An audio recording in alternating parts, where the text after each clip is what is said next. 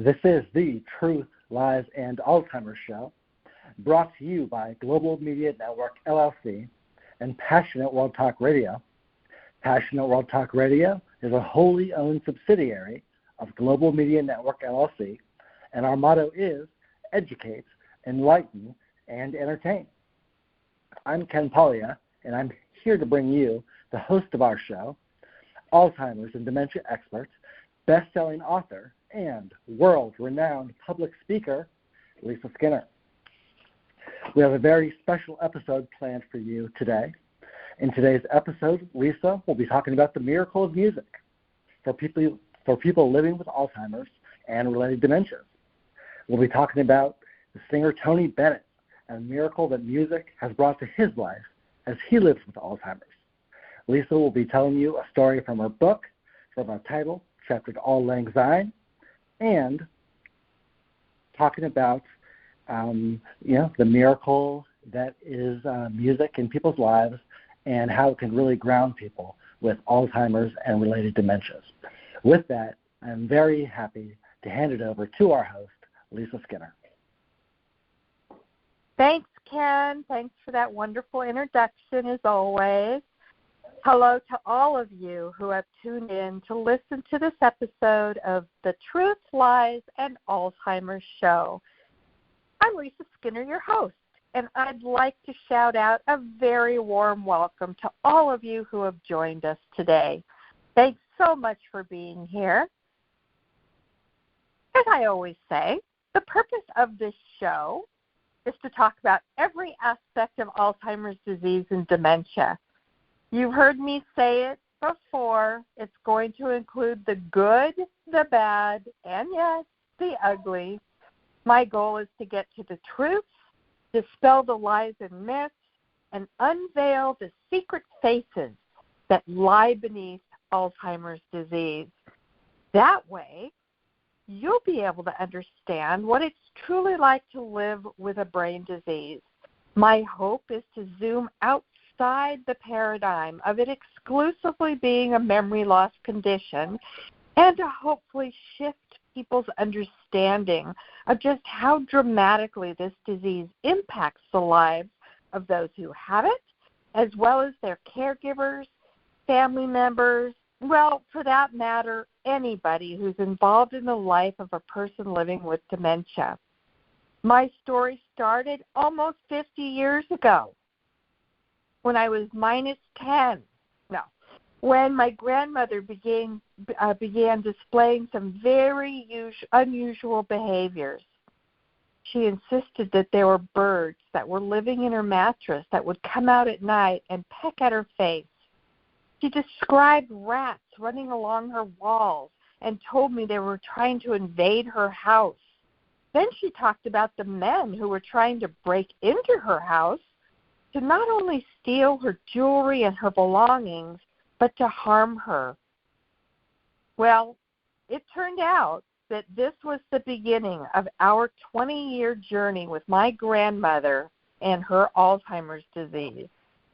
So fast forwarding a few years, I ended up becoming a behavioral specialist, and I have spent the past 30 years helping families and caregivers understand the devastating effects of this disease so they, too, could learn how to best live with the unexpected surprises that emerge day to day. That way, they could spend their time focusing on what truly matters, and that is spending quality time with their loved ones. And I'm here now for you. I've also authored several books on the subject. I've written a training program and, believe it or not, have watched 8 of my own family members fall prey to one of these brain diseases that causes dementia. I'm a certified dementia care trainer through the Alzheimer's Association, and I am also a certified dementia practitioner. There are so many aspects of living with dementia that are unexpected and can surface out of nowhere at any time. These are what I call the hidden or secret faces of Alzheimer's disease. And as many of you already know, They show up unannounced and are completely unpredictable. That's why it's so important to be prepared for anything that emerges on this journey. I believe knowledge is power, and I'm here to arm you with some knowledge so you, too, will have the power to negotiate the many challenges you'll face having a loved one or while caring for someone with dementia. You know, living with dementia is unlike anything any of us could ever imagine. Just imagine falling into a rabbit hole and entering a world unlike anything you've ever known before, one that becomes completely unfamiliar to you. That said, it's equally important to not only understand what will occur on a day-to-day basis, but why these things occur. What is happening to the person's changing brain as they progress through the various stages of Alzheimer's disease? Well, only then will you be able to be prepared for what will challenge you, and that will be the key to being prepared and not being caught off guard. We need to talk about all of this because it takes very specialized knowledge and training to know how to effectively respond to these situations that will arise when somebody has a damaged brain. That way you can avoid any situation from escalating into an extreme one, a situation that we call a catastrophic reaction. And unfortunately, no matter how much reasoning you try to use, there's no way you can talk the person who is experiencing many of these symptoms out of their false beliefs. So we must rely on these alternative strategies to manage them. Keep in mind, 90% of people with dementia will display the behavioral impulses that typically accompany brain disease. Don't you think that's reason enough to be prepared? Well, as Ken mentioned, tonight we're going to be talking about the miracle of music for people living with Alzheimer's disease and related dementia.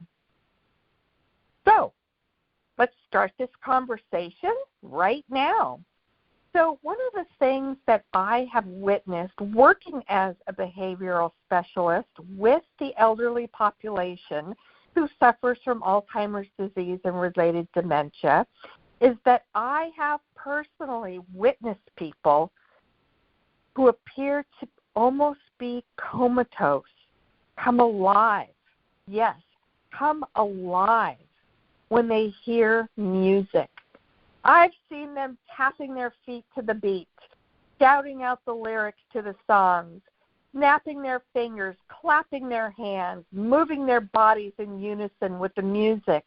And I have seen people who truly have not spoken in years begin to sing songs that they knew and recognized from their early teens and early adulthood.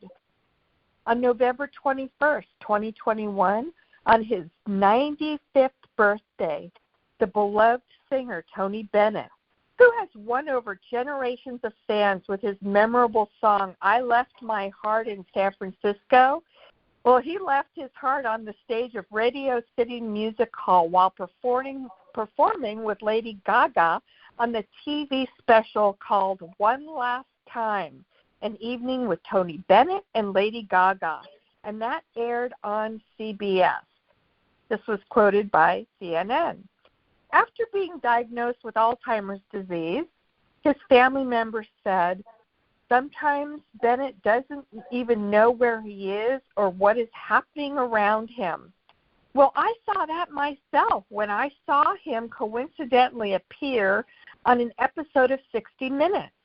He appeared with his wife, Susan Benedetto, and it was very apparent when I was watching the interview that the poor man didn't have a clue as to where he was or what was going on.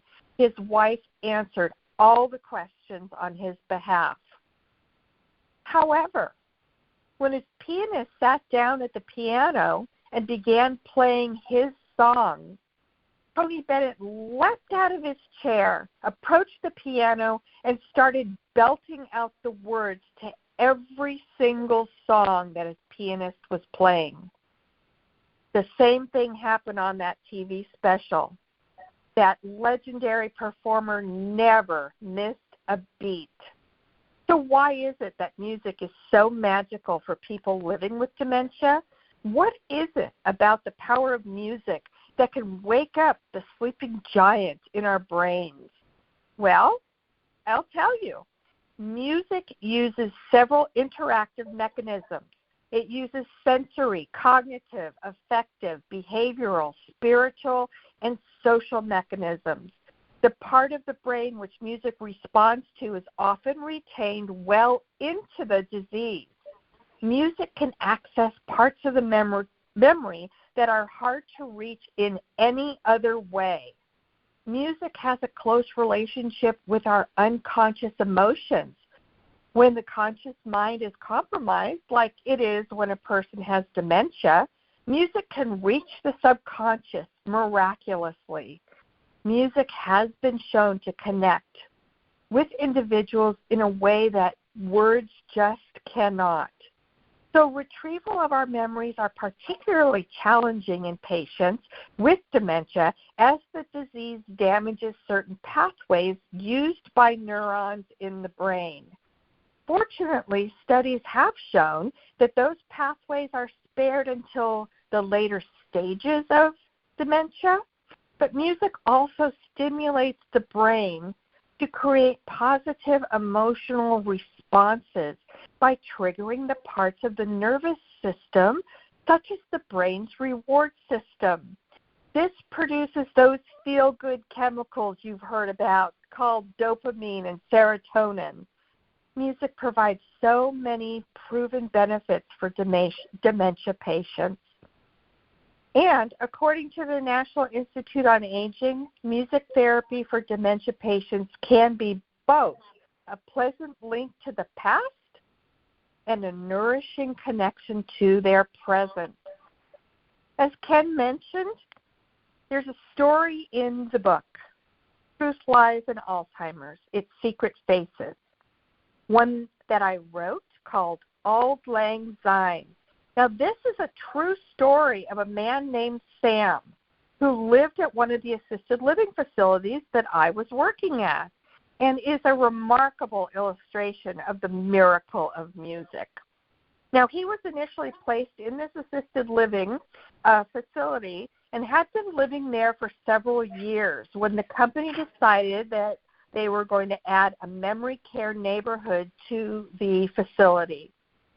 So the director of the new memory care wing was assessing the residents in the assisted living portion of the facility to see who might be better suited to live in the memory care portion due to living with Alzheimer's disease or related dementia. He was looking to start implementing her new strategic memory care program into the neighborhood. And when she visited Sam, she found him curled up in a fetal position. He was barely moving, and when she read in his chart that he had not spoken for over a year, she was aghast.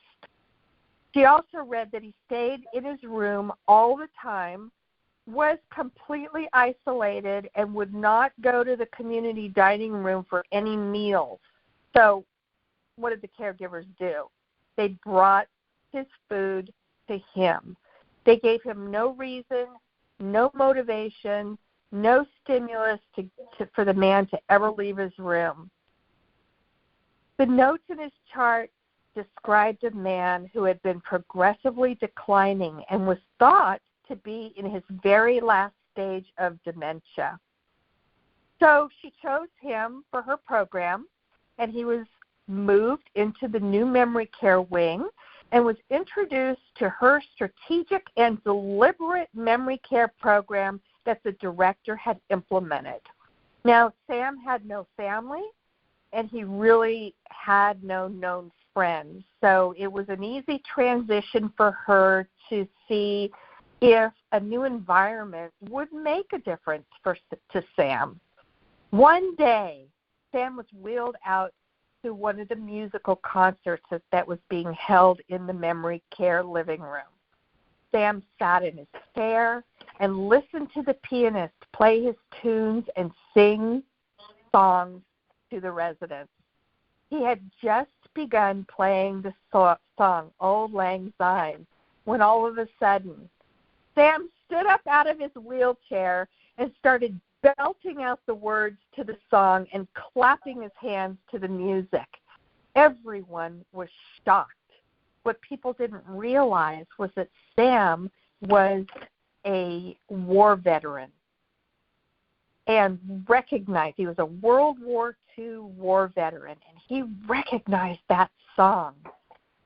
So he came alive due to the music, and within a few months, Sam was engaging with the other residents and walking around the community. It was witnessing a true miracle. And this is a true story that I personally had the opportunity to witness. A miracle and magic that music has on people who live with Alzheimer's disease and dementia. Now, one thing I want to say that in Sam's story, it is important to remember what caused the changes in his ability to communicate, because I certainly don't want to offer a false hope that Alzheimer's disease and dementia-related illnesses are reversible. On the contrary, they are progressive, degenerative disorders that worsen over time, and they are terminal. Alzheimer's disease and other dementia gradually diminish a person's ability to communicate. Communication with a person who has Alzheimer's disease requires extreme patience, understanding, and good listening skills. But as it turns out, you see, Sam's initial caregivers mistook his decreased social engagement for a decline in his cognitive health. And this caused him to spiral further into social isolation. The resurgence of his communication skills can be attributed to providing Sam with the proper care environment, a trained staff, and sensory stimulating activities. The right treatment environment can provide a sense of purpose and belonging. And a big part of the solution is identifying activities that patients enjoy during their prime years. Helping them engage in those activities does wonders for their self-esteem and provides much-needed sensory stimulation. A well-coordinated program which incorporates these elements can decrease challenging behaviors that show up as a result of this disease, and most importantly, can fulfill the patient's need to feel like they're living a meaningful life. A person living with a brain disease that causes dementia will slowly change over its course as the disease progresses. The person, unfortunately, that you once knew will begin to fade at some point and will eventually disappear. Sometimes personalities change and become different, and the control that the person once had over his or her life will erode. It's extremely difficult for family members and caregivers to understand and accept these changes. However, knowing that these changes are inevitable and being prepared for them will make your journey with your loved one much easier to bear. Trust me, you will eventually become the interpreter of your loved one's signs, symptoms, and behaviors. In this story, we see a great example of how helping a person living with dementia can preserve their very basic human need of purpose and dignity, which can make all the difference to enhancing their quality of life. So go ahead and make a playlist for your loved one that includes their favorite songs from their earlier years. Doing this can actually help transport them to a happier place that can ease the anxiety and agitation they live with every day with Alzheimer's disease. I want to thank you again for listening today. We have so much to cover in our upcoming episodes. I have so many more stories and realistic situational stories to tell you and facts to support what we know that I narrate to you through these stories. I want to provide you with information that you will find helpful and valuable throughout your journey. Remember, this is very important. Dementia awareness is every day, and kindness is the ability to speak with love, listen with compassion, and act with patience. These are all very necessary attributes to have in order to outlast Alzheimer's disease. Now, before I close, Ken's going to come back on with a few announcements for you. Thank you for listening to the Truth, Lies, and Alzheimer's Show with your host, Lisa Skinner. This program can be found on our website at PassionateWorldTalkRadio.com under the Shows tab, and on YouTube under Passionate World Talk Radio. If you're on Facebook, check out Lisa Skinner's work by searching for Lisa Skinner Author. And if you're interested in any of her programs, including her book, go ahead and visit TruthLiesAlzheimers.com. We're especially proud of the audiobook, so if you like listening to books while you walk, drive, or run, or walk your dog, we encourage you to check that out. Lisa, great episode tonight. I learned a lot. And take us home. Thanks. Hope everybody else felt the same way. But one last note before we go. I do want you to know how much it means to me that you know that this show is about you and how my experiences, expertise, and the strategies I've learned for the past 30 years will be able to help you and your loved one have an easier time while struggling through this disease. This is probably one of the hardest things you will ever have to endure in your entire life. I know how difficult it is. Therefore, I appeal to you and would love it if you would send me your comments and suggestions on what topics you're interested in hearing and would like me to cover on this weekly show. You can send them to my email address at dementiawhisperer1@gmail.com.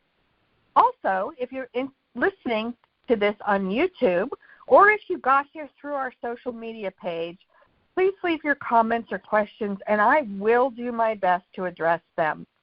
I genuinely look forward to receiving your thoughts and ideas, your comments, whatever else you'd like to say.